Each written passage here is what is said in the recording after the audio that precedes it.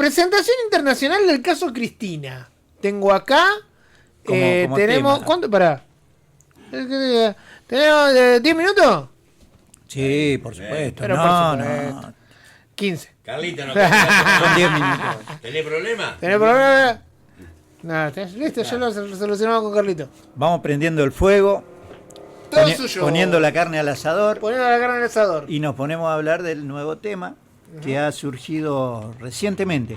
El tema en realidad ya tiene varios tiempo en el horno, digamos, pero se ha venido elaborando desde principio de año este tema que el año pasado nos dejó con una condena de Cristina Kirchner a 6 años en la famosa prisión domiciliaria, la famosa tobillera y demás, pero había en el medio algo que no era muy relevante aparentemente, o por lo menos mediáticamente no tenía relevancia. Por ahí no se comentaba mucho, se hablaba de Cristina condenada, Cristina presa, Cristina con tobillera y demás.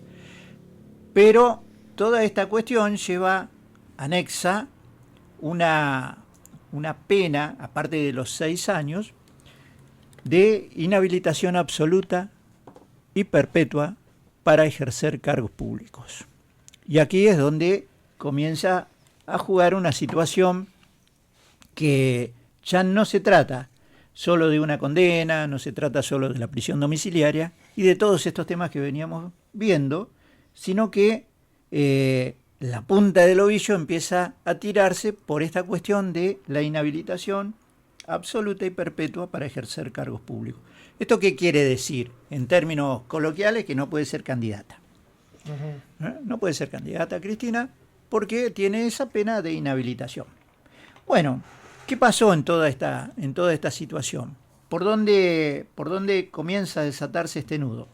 Resulta que el equipo jurídico de Cristina Kirchner y Cristina mismo, supongo, contratan a 2 abogados especialistas en temas de derechos humanos y en temas administrativos y de presentaciones internacionales. Uno de ellos es de nacionalidad española, el otro es de nacionalidad brasilera y acá el abogado de nacionalidad brasileña es quien llevó adelante la causa Lula. Fue quien, digamos, fue su abogado cuando Lula estuvo detenido y tuvo esta cuestión con la justicia a nivel parecido al que tiene Cristina. Entonces comienzan este equipo jurídico a ver las perspectivas, a analizar la causa-vialidad, que es de la causa por la cual está Cristina condenada, y empiezan a notar que hay ciertas cuestiones que no están bien. Y no solo no están bien, sino que hay algunas que están mal y otras que están muy mal.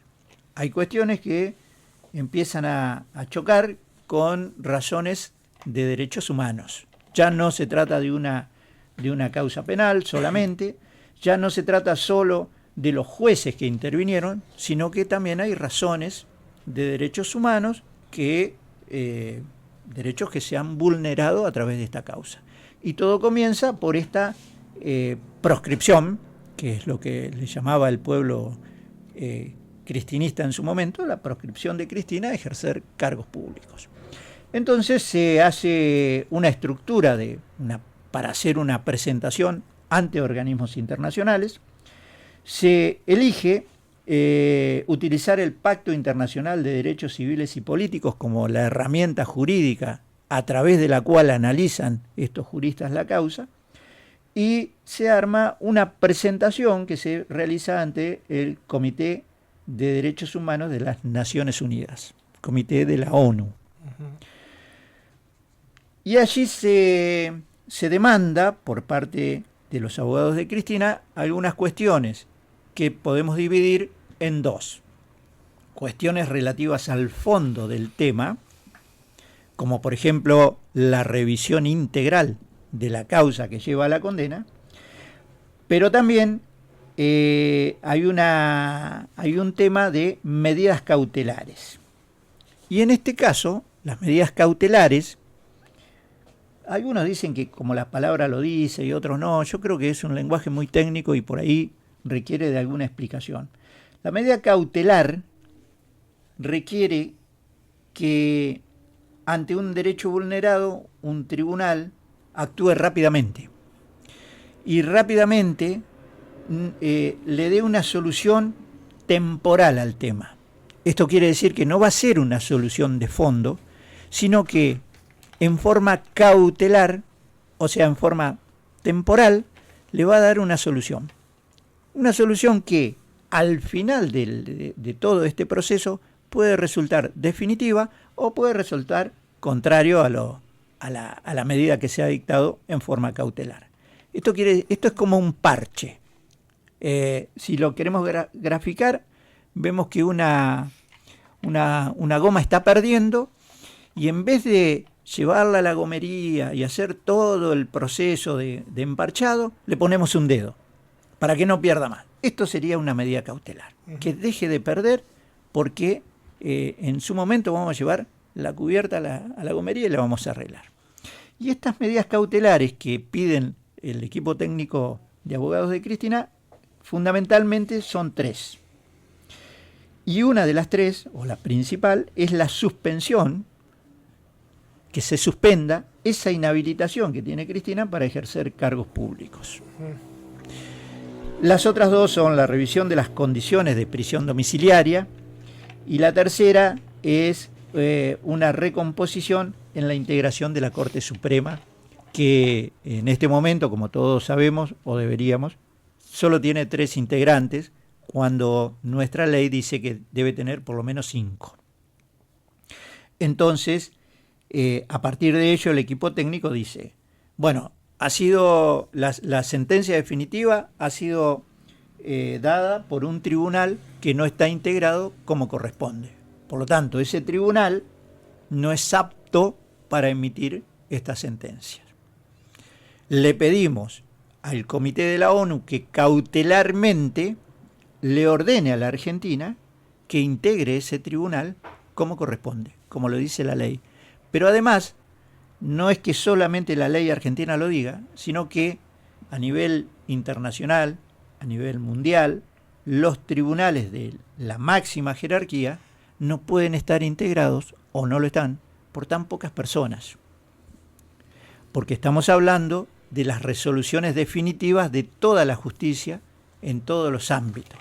Porque cualquier causa que por cualquier aspecto, así sea civil, penal, laboral, de derecho administrativo, de tránsito o de lo que sea, de derecho deportivo, si queremos también involucrar a algo más, todas, absolutamente todas las causas que terminen en la Corte Suprema van a terminar siendo definidas solo por 3 personas, cuando la ley y toda la jurisprudencia internacional dice que deben serlo por más.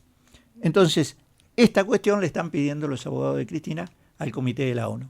Resuelva esto, ordénele a la Argentina que este tribunal de máxima sea integrado como corresponde, por más personas. La otra cuestión es la situación de la prisión domiciliaria de Cristina. Las condiciones en que se está desarrollando la prisión domiciliaria de Cristina, casi todos sabemos porque fue muy periodístico, fue muy difundido el tema a nivel medios y a nivel de redes sociales, que no puede recibir a determinadas personas, o solo puede recibir a determinadas personas, o solo puede recibirlos en determinado momento, cuando una prisión domiciliaria solamente implica que la persona que la está cumpliendo no puede salir del ámbito de su casa. Nada más que eso. No hay otro término jurídico que diga que puede entrar fulano, que no puede entrar otro, que el hijo sí, que la hija no, o que... No. La prisión domiciliaria solamente exige que la persona no salga de ahí. Después los que ingresan pueden ser 2, 4, 400 y en la hora que sea y por el motivo que fuere. Y tampoco debe tener una custodia asignada para ver si la está cumpliendo, porque para eso está el dispositivo electrónico llamado tobillera, que es el que va a detectar si deja de cumplirlo. Bueno, todas estas cuestiones también se piden como una medida en el cual el Comité de la ONU deberá resolver. Pero la más importante de estas tres, y por eso la dejé para último, si bien la mencioné en primer lugar, es que se suspenda la inhabilitación para ejercer cargos públicos. ¿Y cuál es la razón del pedido? Justamente la inhabilitación que tiene Cristina actualmente es a perpetuidad. Es decir, no tiene tiempo. Ella no puede ser candidata nunca más a nada. No puede ser candidata, digo, porque para ejercer el cargo primero hay que ser candidato. Entonces, como le está prohibido por la sentencia, entonces este es el cuestionamiento que se hace. Esto realmente, según el tratado internacional que se debe aplicar en este caso, tratado que además tiene jerarquía constitucional de acuerdo al artículo 75, inciso 22 de la Constitución Nacional, que se incorporó en el año 1994 a nuestra Constitución Nacional del mismo rango que la Constitución. Por lo tanto, debe ser respetado también. Pero además, es el instrumento internacional, la norma internacional que en estos casos se aplica y por la cual el Tribunal de la ONU ya tiene, o el Comité, mejor dicho, de la ONU, ya tiene precedentes, donde dice que no se puede aplicar esta pena a perpetuidad. Se podría aplicar con determinado tiempo, pero no a perpetuidad. No puede a una persona decírsele usted nunca más puede hacer tal cosa, porque justamente implicaría lo que en otras épocas se llamaba la muerte civil.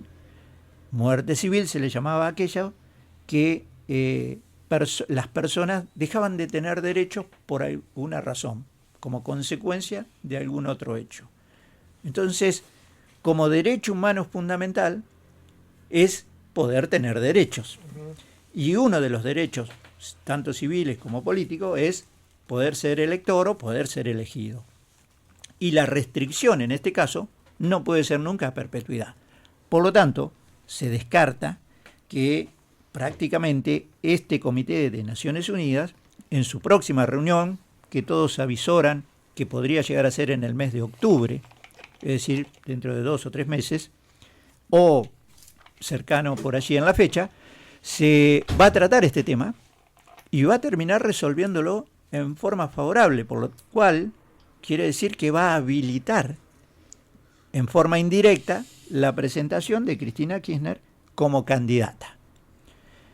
Y luego veremos si efectivamente lo hace y si efectivamente lo hace como candidata a qué.